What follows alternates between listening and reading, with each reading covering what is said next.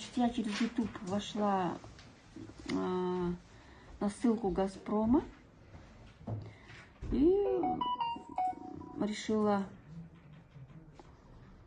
туда позвонить и узнать, оставила заявку.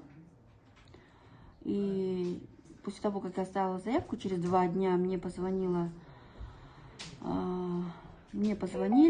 и сказали, что моя заявка принята и что мне позвонят.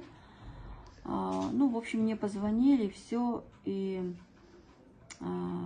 хочу предупредить, в общем, граждан, что лучше не связываться с такими ссылками, и можно попасться на такие ситуации, в которые попала я.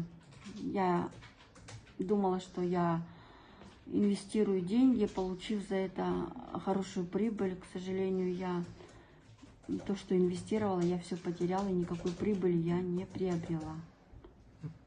А как называется, куда вы заходили? Газпром. Инвестиции Газпром. Поэтому, граждане, не попадайтесь на такие ссылки. И все, что делается по телефону, лучше ничего не проводить.